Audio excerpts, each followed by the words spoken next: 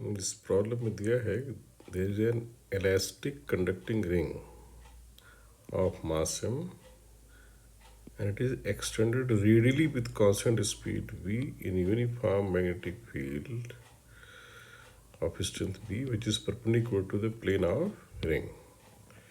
इसका मतलब है कि एक रिंग दे है, इट इज इलास्टिक यानी उसकी लंबाई चेंज की जा सकती है और इसको रेडियली पुल कर रहे हैं विथ कांस्टेंट स्पीड, और जहाँ ये रिंग है उसकी परपेंडिकुलर मैग्नेटिक फील्ड लगी हुई है and that is of constant strength B और हर जगह सेम है.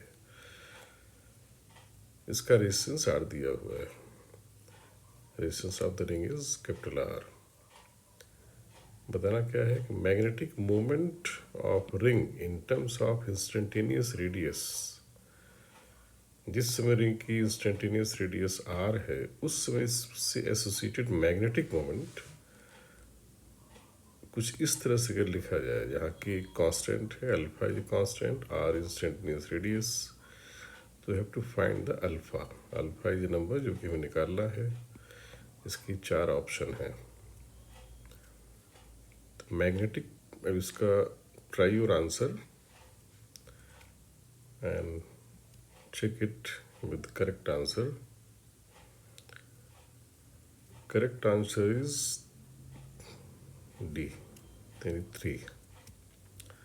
तो इसका briefly solution I will explain. अब इसमें ये सिंपल प्रॉब्लम, किसी समय का रिंग की रेडियस स्मॉल आर है और मैग्नेटिक फील्ड बी है इसके ऊपर अप्लाइड. इसमें हमें देखना चाहिए कि why there will be magnetic moment. Magnetic moment किसी लूप में तब आता है जब उसमें करंट हो. करंट क्यों होगी यहाँ? मैग्नेटिक फ्लक्स चेंज होने से करंट आएगी. मैग्नेटिक फ्लक्स क्यों चेंज हो रहा है? क्योंकि रिंग को हम रेडियली पुल कर रहे हैं. दैट मीन्स इसका एरिया चेंज हो रहा है, यानी एनक्लोज फ्लक्स चेंज हो रहा है.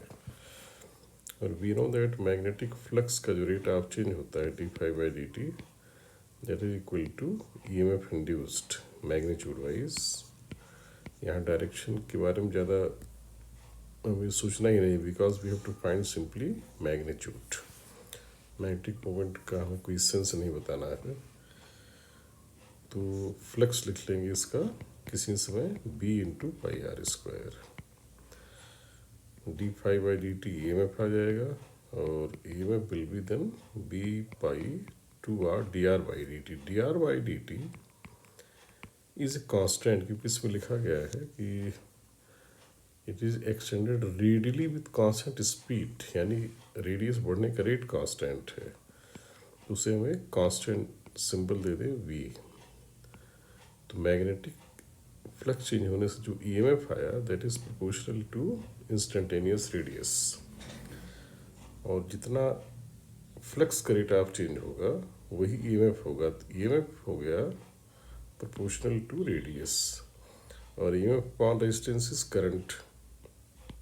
रेजिस्टेंस इज कांस्टेंट, तो I प्रोपोर्शनल भी हो गया इंस्टेंटेनियस रेडियस. और मैग्नेटिक मोमेंट होता है current multiplied by area enclosed. कोई भी लूप में अगर करंट आई है और उसके अंदर एरिया इंक्लोज्ड है तो इसका मैग्नेटिक मोमेंट की वैल्यू होती है I/A.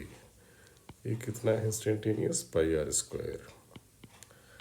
आई खुद प्रोपोर्शनल है आर के, तो m प्रोपोर्शनल हो जाएगा, m प्रोपोर्शनल हो जाएगा आर क्यूब के. m प्रोपोर्शनल हो जाएगा आर क्यूब.